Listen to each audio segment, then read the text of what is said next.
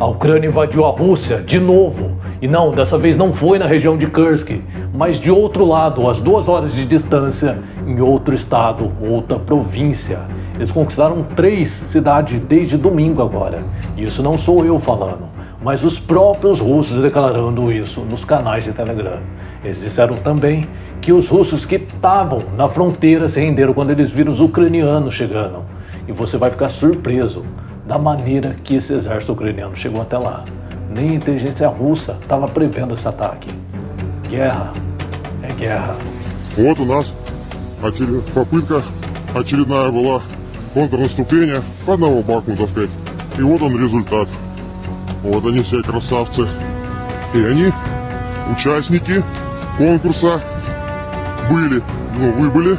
Se você quiser ter acesso a vídeos como esse daí do início, traduzido, seja membro do canal por apenas R$ 1,99. E por gentileza também deixe o seu like para apoiar esse pequeno canal que está começando ainda. Então, a Ucrânia iniciou a invasão no meio da noite com poucas tropas, mas provavelmente era a elite de soldados. Eu quero que você guarde essa situação. São poucas tropas entrando no território russo. E por causa de um erro, essas poucas tropas fizeram uma diferença gigantesca. Então eles começaram tomando a cidade de Prylis, e se fosse só essa cidade aí, eu nem teria trazido essa notícia aqui para o canal. Essas tropas que foram na calada da noite faziam parte das tropas que atacaram Kursk também. Então eles estavam dentro da Rússia há poucas semanas atrás e já entendia como é que funcionava o território russo. E provavelmente a Ucrânia já vinha utilizando esse conhecimento dos soldados bem antes disso, para ensinar outros soldados a invadir também o território russo. Então já dá pra gente deduzir que essa operação ela não foi uma coisa improvisada, mas sim planejado com base em experiências anteriores dos soldados que já conhecia ali aquele terreno e sabia como que os russos estavam se organizando por ali. Então, um vídeo que eu vi, mas eu não posso mostrar, mas vou deixar algumas fotos aí rolando justamente do primeiro ataque. No vídeo, ele mostra 2 carros de guerra russo com soldados dentro, que eles foram abatidos sem nem ter descido do carro. O ucraniano está correndo entre os carros para gravar no desespero e provavelmente tentando aí chamar mais tropas já pelo rádio. E você vê que esses soldados russos não tiveram a oportunidade nem de passar a informação para o comando. E aí que entra aquela informação que eu te falei lá no início. Isso daí abriu uma janela gigantesca para o avanço ucraniano, porque até o momento ninguém sabia da invasão deles. Eles já tinham eliminado soldados, já tinham conquistado um pouco do terreno e passado pela fronteira sem ninguém saber. E aqui a gente pode imaginar que essa falta de comunicação imediata deve ter deixado os russos completamente perdidos algumas horas depois, sem saber o tamanho ou a direção do ataque.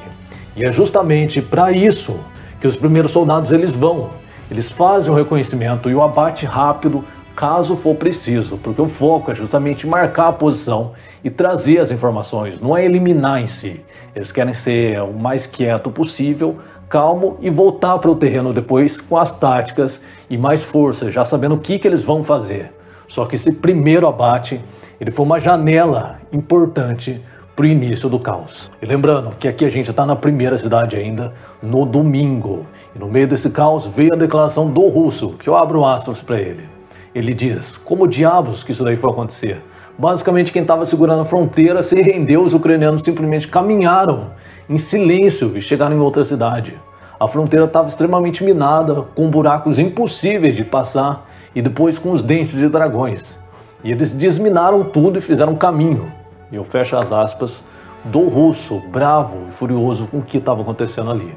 Isso daí mostra que os ucranianos não só tinham soldados experientes, mas também conseguiram equipamentos e planejamento para superar as defesas que os russos planejaram. Então, depois de chegar na primeira cidade em silêncio, os ucranianos renderam todos os soldados e começaram a encaminhar para a segunda cidade, Grafokva. E aí, aproveitando essa janela única, os ucranianos abriram uma terceira frente para justamente dividir as forças russas que estavam lá e já estava escassa. Então eles lançaram HIMARS do outro lado em uma linha logística russa e destruiu a possibilidade de um avanço. E no meio desse reconhecimento eles acabaram achando, no meio de um pasto aberto, helicópteros estacionados no meio do campo. E esses helicópteros eram avaliados em 80 milhões de dólares. Para não desperdiçar a viagem, o HIMARS também aproveitou e destruiu enquanto o avanço continuava. Então essa destruição do helicóptero e da logística mostra que o ucraniano ele não estava só avançando, mas ele estava cortando as pernas do contra-ataque russo. E eles impediram que eles conseguiram se reorganizar mais rápido, né? Então eles foram lá e conseguiram de fato. Eles tomaram a cidade de Grafovka, Demodovka e Prilis. E no momento que eu estou gravando esse vídeo aqui, eles estão avançando na quarta cidade. E para mim, essa daí é a mais importante devido ao terreno dela.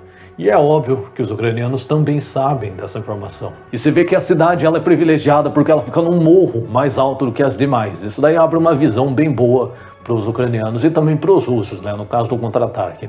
Eu consegui algumas imagens bem difíceis dessa cidade, mas mostra aí que fica num morro bem privilegiado. Nesse outro mapa aí que eu estou te mostrando, você percebe também como está fragilizado essa região. Não tem nenhum batalhão, então os ucranianos eles têm que aproveitar muito bem e continuar esse avanço. A altitude dessa cidade mostra que dá uma vantagem defensiva enorme, se caso os ucranianos quererem segurar de fato essa cidade. Porque quem controla o ponto mais alto consegue ver e atacar de cima. E daquela cidade você consegue ter a visão de todas as outras cidades que estão dominadas agora pelo exército ucraniano. Eu quero salientar aqui que isso daí foi no primeiro dia. Foi no primeiro dia eles conseguiram todos esses avanços. E veja, conquistar uma cidade numa guerra é bem mais importante do que um território aberto. No começo, os ucranianos conseguiram o território aberto eliminando aquele grupo de soldados, mas eles já foram logo para a cidade. Então essa cidade, no momento, significa uma fortificação para a Ucrânia. Uma cidade ela é extremamente mais difícil e mais custosa de se conquistar depois do ataque. Para conquistar é só bombardeando tudo e devastando a cidade, coisa que os russos são bem experientes sim. Mas se eles quiserem avançar da maneira comum, é só transformando isso numa guerra de guerrilha. Vai sair para os membros também um vídeo a respeito de uma guerra de guerrilha acontecendo, são 9 minutos de vídeo traduzidos de uma guerra dentro de uma casa. E isso mostra a importância de se manter uma cidade.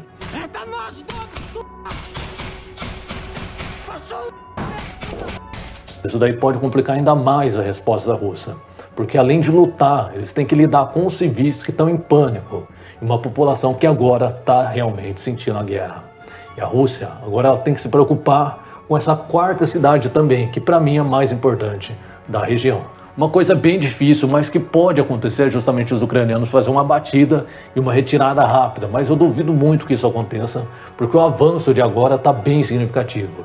E com esse sucesso inicial, os ucranianos provavelmente vão querer segurar essas cidades o máximo possível, para mostrar força e também negociar algo mais para frente. E só para lembrar, os ucranianos não abandonaram a região de Kursk, mas o recuo, sem perder tropas, foi importante para o avanço de hoje.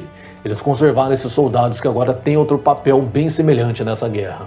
E agora é esperar para ver quais que vão ser os próximos passos da Ucrânia nessa nova ofensiva. Isso daí reforça a ideia que eu tenho que a Ucrânia está jogando um jogo de longo prazo, usando os mesmos soldados experientes em diferentes frentes. Isso daí mostra que eles estão com uma estratégia bem pensada de desgaste dos russos, aos poucos.